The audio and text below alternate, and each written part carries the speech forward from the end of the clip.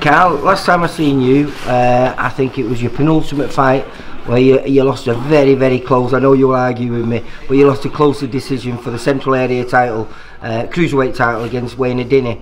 And here you are, 4 years on, and you're grappling away. Yeah, I'm enjoying it, Lee, to be honest with you. You know, learning every single day, and it's a nice change from, you know, I know getting punched in the face is hard, but it's a nice change to like let your legs go and a bit of wrestling, jiu-jitsu as well. Well, how did you get into this from boxing? I mean, you did have a fight, what, about a year after you finished boxing, and then you've had a break. You've had a fight last month, which you won, and now you're going for. When is this next fight? I'm fighting in the Echo Arena on the 1st of September, and like a Grand Prix tournament for Cage Warriors. So, all being well, when I beat this kid who was fighting from Belfast, I'll go to Cage Warriors 100 and fight for the final. And predominantly I've been told a pro contract, so all the eggs in the basket. I'm 35 years old, I'm going to get many more cracks of the whip. Actually, for mixed martial arts, that's not particularly old, is it? I mean, no, it's not old at all. I mean, you know, some of my training partners in here, you know, even though they've been doing it for years and years, like 34, 35. I mean, I think I'm the oldest in here. Do you know what I mean? 35 this year, but I definitely don't look the oldest. But it's a ridiculously tough sport, this, though, isn't it? It is, Lee. Very, You've got to be hard. There's no two ways about it.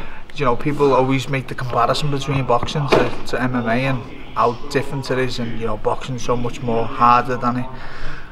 And you know, I've been doing this for 2 years, and I'd seriously disagree. This is so hard, because you haven't just got one aspect of a fight game of punching someone and moving. So, you know, you've got to think about where your legs are, where your hands are, yeah, where you're at in the mat. You know, 2 fists, 2 elbows, 2 knees, 2 legs. And you know, it's a lot to take in. It's a big steep learning curve that I've had to have over the past 2 years. You know, my first fight got choked out in about 35 seconds, 40 seconds, because he hit the kid with the left hook, hit him, and he took me down and choked me out, because I wasn't prepared for what was going to happen. Well, you know, I said it wasn't around. Not that I weren't prepared, Lee, by the way. I trained very hard for it. It was a new thing, and when I was there, I just thought, wow, what's going on? Do you know what I mean? That's what I was saying to you. I think it was 2 years later you had your second fight. Is that because then you realised that you needed to prepare and learn about the groundwork of this game? To be honest with you, Lee, I thought, my age is getting the better of me, and I fucked off for a couple of months, and then just before Christmas I come back, and I've probably been working very hard since then. And you know, as I was saying to you off camera before, I wish I had this discipline and, you know, this motivation and dedication that I had when I was fighting, because now I'm an absolute machine compared to when I was fighting. You know, you have to give it everything, and you know, I'm at 35, I've got many more opportunities going, and I'm not doing it for money or not. I'm just doing it because I like having a fight in a controlled manner, obviously, but I just like the combat and, you know, testing yourself and see who's the better man against someone else. Yeah, it's always been one of my. I've always enjoyed mixed martial arts. Like I said, when I was a kid growing up, my best mate was the British wrestling champ, and he taught me a few little moves that, you know, won me more fights than boxing ever did. Do you feel it's a? I know it's a nice discipline to come in with, but perhaps not always the best, is it? To come in with, I think grappling is a. It's a very good starting point. Do you know, because not only that is it just predominantly it is striking, isn't it? You know, you are going to get taken down, you are going to be flat on your back in times. Did you ever do any kickboxing or anything like before you did boxing? Never done nothing. What it was when I retired from boxing, I was a bit lost, like, what do I do? I started doing CrossFit. I was doing CrossFit like 6 days a week, do you know what I mean? And there was a lad who come in, Tony, his name is, and he said, what are you doing now? And he had the ears and all that. Man, mine is starting to go now, but he had the ears. And I said, what do you do? So I was in, right Nick he was, and he said, oh, saying, like in the cage fighting, and I said, did you have many fights? He said, no, I had a couple, won a couple, lost some. I said, oh, where did you do that? And he said, well, Next Generation in Liverpool, in town, sorry. And I said, oh yeah, and he said, I said, what mind to go with that, you know? And he said, he just phoned the head coach, Paul Rimmer, and said, you know, I've got a lad here who was a pro boxer. He said he'd fancy a go. And he said, yeah, come down, have a go. And then when I got here, Paul said to me, I'd done a private with Paul, and he said, yeah, come down, you can have a, come in with the pros. And or you can come overnight and bring yourself in gradually. And I said, nah, it's hard to sink or swim. I'm at that age where, get in there, you're not good enough, if you are, you are. And how did you go? Well, the first year or so, like I was saying to you off camera before, now, you know, I'm one of the biggest in the gym, but I'm certainly not the best on the ground. And, you know, a lot of these younger lads who are a lot smaller than me terrorise me on the floor. But, you know, each week, a little bit less and less, I'm getting terrorised, which is good, just improvements in it. And that's what you're enjoying? I am enjoying the learning aspect of it. It's brilliant because, you know, like you were saying before, when we were in the gym, you know, someone else who's been doing a lot with, you know, pull them away from the wall and just little aspects of arching your back and that, and you think, bloody hell, yeah, that's good, isn't it? They're all simple when it's broke down. It's all learning, it's a big learning curve. Yeah. Because you've just got to learn how to punch, you've got to learn how to kick, you've got to learn how to wrestle. Well, how do you find that? Because it hurts, mate, that when you're getting kicked on your shins. So have you managed to, because I remember Oliver and Humphrey Harrison and Sandy Holt, when I was about 14, 15, I went to their gym with Master Skin, and they used to spend like 40 minutes before training just toughening the shins up on a long bag that was like full with hardcore bricks and things like that. And their shins, they used to have like calluses all along the shin. To be honest, I mean, I won my last fight, I stopped the lad. I kicked him 2 leg kicks. Been working a lot of Thai boxing with this lad called Liam Keane from Kirby. And I kicked him, been working a lot on low kicks because, you know, I'm 14.5 stone, I'm not the most flexible guy. So, as for high kicks, I'm getting there, but I'm not dingo. But I can kick hard. So we're working loads on the low kick side of it. And he hit him with a leg kick. And then stalked him a bit, hit him with another leg kick, and the referee stopped it. I think I popped his knee or something like that. Yeah, well, I was about 15 when I went down there with my brother, because my brother did a bit of kickboxing, and that's how I got into boxing. Because you were talking about flexibility, I used to feel physically sick after the warm-ups. You know, just the stretching, I used to feel physically sick, and so I gave up that side, but I enjoyed the boxing side, and that's how I ended up getting into boxing, because I wasn't flexible enough to do kickboxing. Yeah. But, you know, I love boxing. Boxing's always been in me, you know. The only reason I really retired is because, you know, boxing is a predominantly ticket selling sport. Yeah. And if you don't sell tickets, you're not getting good fights. And you're not getting good fights, you're gonna go stale. And I'd never ever had the luxury of being a big ticket seller. So, you know, my last few fights I had to go on the road,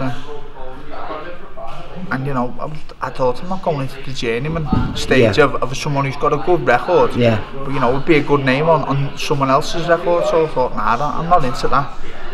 So I retired, and you know, I've come to the cage fighting, and the amateur scene. Well, because it's only amateur, I get no money for it. No, it's just you don't really have to sell tickets unless you want to. Do you know what I mean? Obviously, when you go professional, it's part of the game again. You're going to have to start selling tickets and that again. So that's, you know, that was a big thing for me, where I could just go and fight without having to pester people to come and see me fight. Yeah, well, the good thing is you tend to only have one show on in the area at a time with MMA.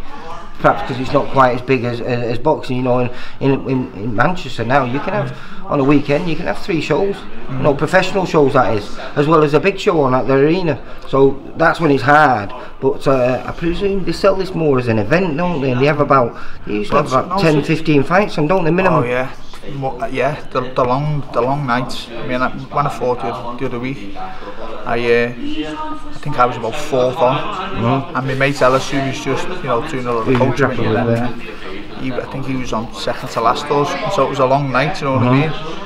I don't really drink that much anymore, so you just sat there waiting, you know, in your shorts in case you needed help warming up or anything like that. So they are long nights, but I'm fighting obviously on the 1st of September in the Echo Arena, and I'm proper made up and buzzing, because I never thought, after retiring from boxing, I never thought I'd achieve it to walk out in that arena, which is, you know, it's a buzz in itself.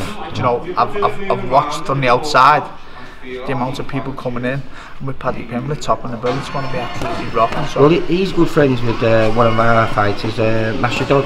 Yeah. Masha's got a big fight coming up. He's fighting for the Commonwealth against Joe Cordina down in Wales, in Cardiff. A big ask of him, but as he likes doing, and he's done on numerous occasions, he likes causing upsets.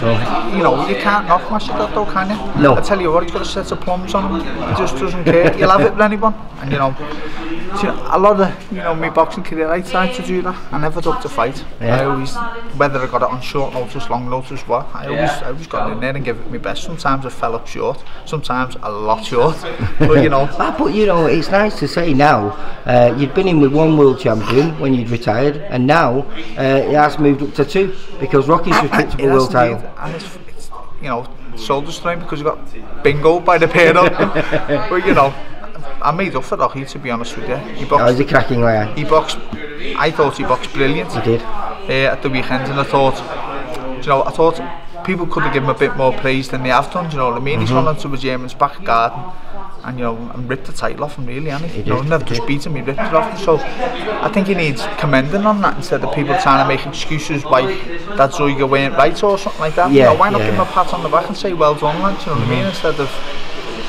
I don't know, I just think in this boxing world, I think if your face fits, it's really good. Yeah. And if your face doesn't fit, you're fucked. And yours did it? I don't think mine fitted that well. I mean, I had a few decisions that. Well, that was close, wasn't it? When you fought for the Commonwealth against that Carls Dilks. Yeah. A lot of people felt you won. I never lost that fight. I've watched that fight a million times. There's no way I lost that fight. I never got beat by. Did that hurt you? That? It did, yeah. Yeah, I think it did. I took that fight on 10 days notice. I know. 10 days. And which I have a few of my fights, but you know, that broke my heart, that Dilks. I thought, you know, that could have made my career a completely different career. Yeah. On that win, you know, like a crossroads fight, wasn't it? You win that, and suddenly a lot of doors open for you. A lot of doors are opened, and you know, I think because I got fucking screwed over by a fucking shitty judge, I think, you know, it changed my career for the worse. Another little tick in the box there. You were the first guy to inflict a professional defeat on Bob Adjusty. He went on to be British and Commonwealth light heavyweight champ. Good fighter, isn't he? Yeah. I'll be honestly, very, very good. So it proves that you have some boxing skills there to outbox him. I must admit that was a tough fight, and you know, I'm big enough of a man to sit here and say, even though it was in a prize fight, that could have gone either way. It was touch and go, him or me, and lucky enough I got the fucking nod. Yeah. But he's a very, very good fight. Awkward. I've never been in with someone. Funny enough, the kids are fighting. Lad as well. The kids I'm fighting on this Echo on the first is, I think he's 6'4" or 6'5", so it's probably like similar style, similar height wise too. Yeah, because he was a giant for making light heavyweight, wasn't he? Huge, he had arms like a chimp. He could have been the all weight. Could have like stood by the corner and punched me from the other side of the ring. I couldn't believe it, how long his arms were. So, you're here now to prove that there is life after boxing then, mate? There is life after boxing. I mean, it just depends how much that you want to do something, innit? Do you know what I mean? Yeah. This is in me. I'm just a fighter through and through. I like, you know, I've got too much pent up energy. I can't sit still. You know, you need this is your therapy, is it, mate? Like if I'm sat there of a night and we're being a twat in the house, my wife will go, get out and go on a run. Do you know what I mean? Get your running trains on. I'm in a private gym. Go and take yourself to the gym or that, because she knows that's like, this is my release. Do you know what I mean? Other people like going out drinking and don't get me wrong, I don't mind a drink myself. I haven't really drank this year, but now I'm getting a bit older, this seems to be more of a release for me, like going to the gym or fighting or getting punched and kicked in the head. Well listen, it's the 1st of September, Echo Arena. 1st September, Echo Arena. What's the show called? Cage Warriors. Cage Warriors. Top by Paddy Pimblett. And a lot of our gym lads are on it as well. Yeah. So it should be a good night for Liverpool then. Oh, great night for Liverpool. Deco Arena will be bouncing, especially with him topping the bill. He's a character, isn't he? Oh, not half, yeah. That there flicking his hair about him. I know, yeah. Listen, good luck for on the September the 3rd anyway. And like I say, hopefully you get your second win. Tell you what, thanks for coming, Lee. Nice one. It's always a pleasure, mate. I'm going to watch this next session anyway now. So is it about to start now, is it? Yeah, about to start now. Alright, Carl. Made up, aren't I? Take care, mate. Thanks, mate. Bye.